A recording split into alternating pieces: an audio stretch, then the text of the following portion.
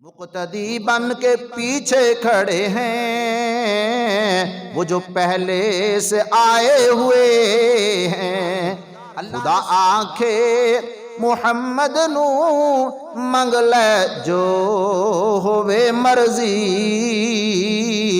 نبی آکھے میں امت ساری بخشاواں تے دل ٹھردا۔ تو پیارے پیغمبر صلی اللہ علیہ وسلم کو جبریل امین لے کر کے آقا براق پر سوار ہوتے ہیں اور براق شوخی مارتا ہے، تو جبریل امین کہتے ہیں تجھے پتہ نہیں تجھ پر کون سوار ہو رہا ہے؟ وہ کہتا ہے میں اللہ کی اس نعمت پر شکر ادا کر رہا ہوں کہ آج میں محمد عربی صلی اللہ علیہ وسلم کا کیا ہے میں اپنے اوپر ان کو سوار کر رہا ہوں جو پیارے نبی کی سواری کے لیے انتخاب ہوا ہے۔ وہ کہتا ہے براق کہ میرا انتخاب ہوا ہے، اللہ نے مجھے چنا ہے جو جنت سے سب سے اعلیٰ قسم کی سواری براق جبریل امین ساتھ لے کر کے آئے۔ تو اللہ پاک فرماتے ہیں پاک ہے وہ ذات، سبحان الذی اسری بعبدہ، پاک ہے وہ ذات جو لے گئی اپنے بندے کو بعبدہ لیلا من المسجد الحرام الی المسجد الاقصی، بیت الحرام سے بیت الاقصی کی طرف، الذی بارکنا حولہ لنریہ من آیاتنا، فرمایا کہ بیت المقدس پیارے پیغمبر صلی اللہ علیہ وسلم وہاں پہلے پہنچتے ہیں جہاں اللہ نے برکتیں نازل فرمائی ہوئی ہیں، بارکنا حولہ لنریہ من آیاتنا، اللہ پاک فرماتے ہیں ہم اپنے محبوب کو وہاں جا کر کے بیت المقدس میں ٹھہرایا جہاں سب نبیوں کی میرے آقا نے امامت کرائی، میرے آقا نے سارے نبیوں کیا کرائی ہے؟ امامت۔ وہاں تکبیر کہی جاتی ہے، اللہ نے سب نبیوں کو وہاں موجود کیا، بلایا ان کی روحوں کو، اور اذان کہی گئی، تکبیر کہی گئی کہ جس رب نے ہمیں یہاں بلایا ہے نا اس کے لیے 2 نفل ادا ہو جائیں، اس رب کو کے لیے 2 نفل ادا کر لیے جائیں۔ تو جب اذان کہی جاتی ہے، تکبیر کہی جاتی ہے، تو کہتے ہیں اب مصلی پر کون آئے، نماز کون پڑھائے؟ آدم علیہ السلام سے کہا جاتا ہے آئیں، باپ ہیں اور نبی ہیں۔ آدم علیہ السلام کہتے ہیں ٹھیک ہے میں باپ بھی ہوں نبی بھی ہوں، لیکن جہاں آمنہ کا لال موجود ہوتا ہے نا وہاں میں مصلی پہ کھڑا نہیں ہو سکتا۔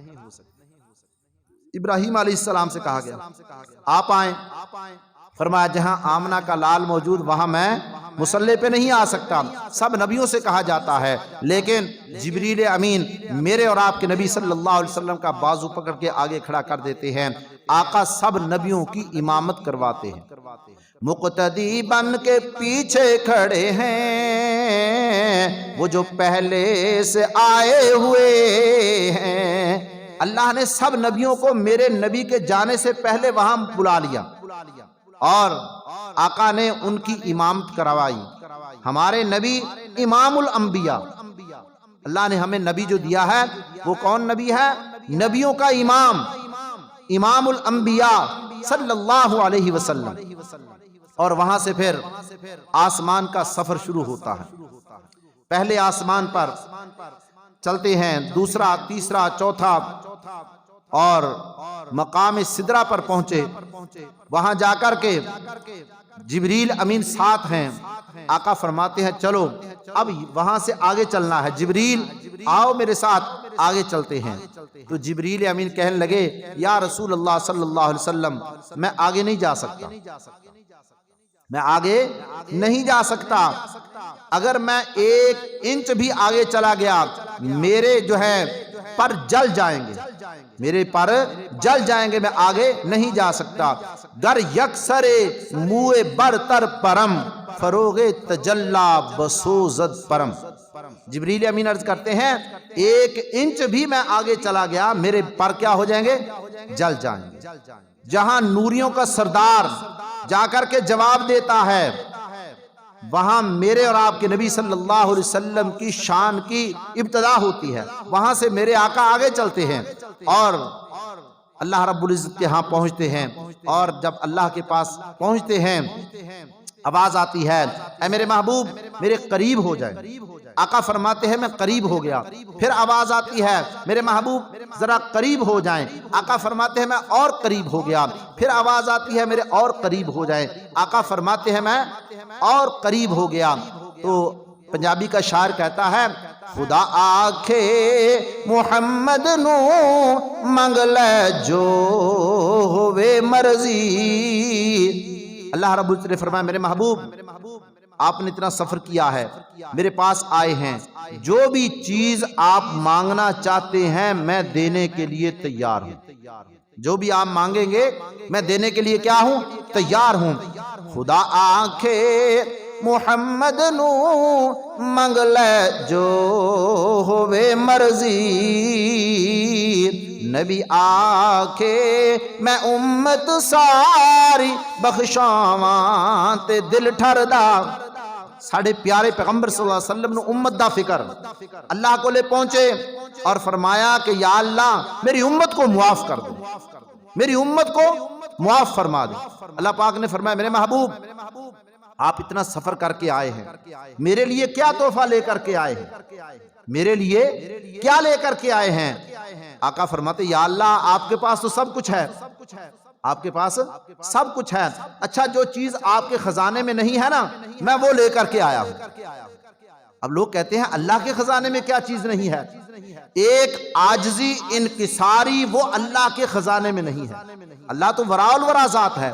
تو آقا فرماتے ہیں التحیات للہ والصلوات والطیبات، میرے اللہ تمام قولی عبادتیں، تمام فعلی عبادتیں، تمام زبانی جو بدن سے ادا کرنے والی عبادتیں، زبان سے ادا کرنے والی عبادتیں، فرمایا یا اللہ قولی عبادتیں، فعلی عبادتیں، بدنی عبادتیں، التحیات للہ اللہ تیرے لیے، والصلوات والطیبات، اللہ رب العزت نے فرمایا السلام علیکہ، اللہ پاک نے کیا فرمایا؟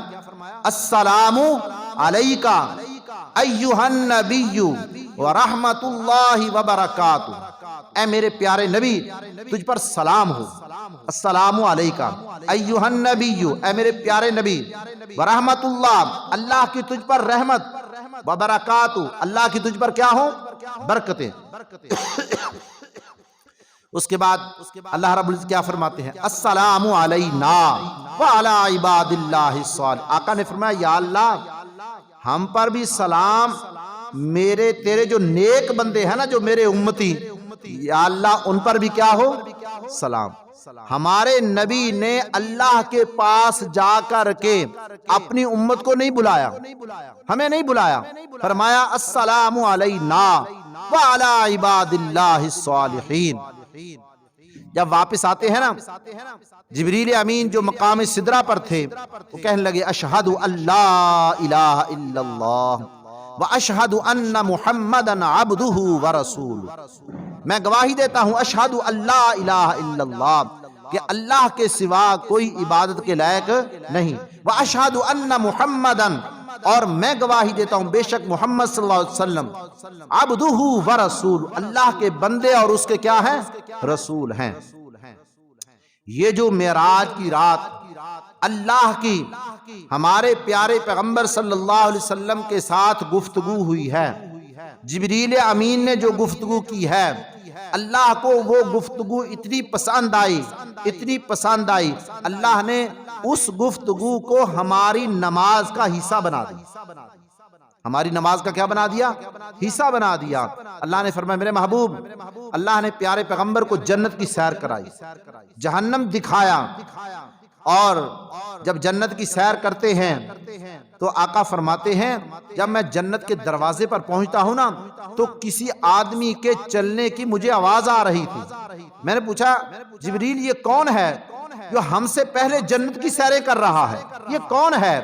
جبریل امین عرض کرتے ہیں یا رسول اللہ صلی اللہ علیہ وسلم یہ آپ کا غلام حضرت بلال یہ تہجد کے لیے اٹھے ہیں، چلتے فرش پر ہیں، ان کے قدموں کی آہٹ جنت سے آ رہی ہے۔ ان کے قدموں کی آہٹ کہاں سے آ رہی ہے؟ جنت سے آ رہی ہے۔ فرمایا کہ پیارے پیغمبر صلی اللہ علیہ وسلم نے جنت کی سیر کی۔ جنت کی سیر کرنے کے بعد جب اللہ نے فرمایا میرے محبوب آپ میرے پاس آئے ہیں، یہ نماز والا تحفہ لے کر کے جائیں۔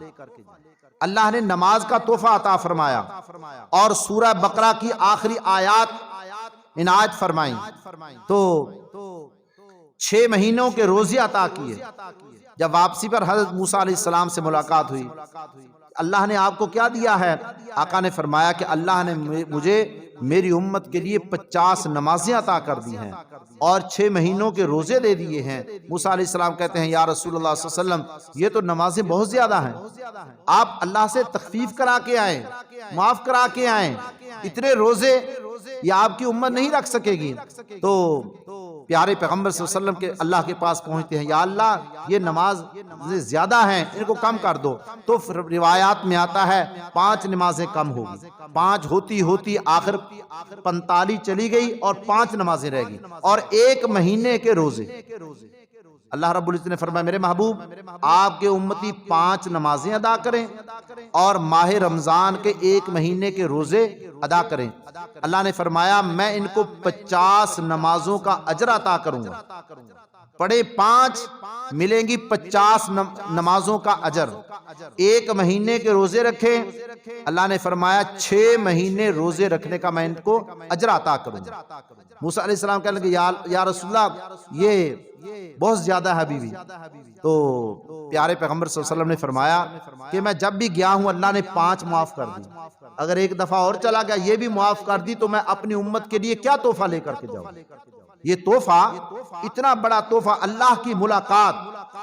اللہ رب العزت نے فرمایا میرے محبوب آپ میرے پاس آئے ہیں، میں نے آپ کو اپنا دیدار کرایا ہے اور آپ کے امتی جب نماز ادا کرے گے ان کو معراج ہو جایا کرے گا۔ فرمایا یہ نماز ہمیں اللہ نے جو عطا کی ہے نا یہ اتنی اہم ترین عبادت ہے، اتنی اہم ترین کہ 700 مرتبہ اللہ نماز کا حکم قرآن میں فرما رہے ہیں۔ کتنی مرتبہ؟ 7، سب سے زیادہ جس کا حکم قرآن میں آیا ہے وہ نماز ہے۔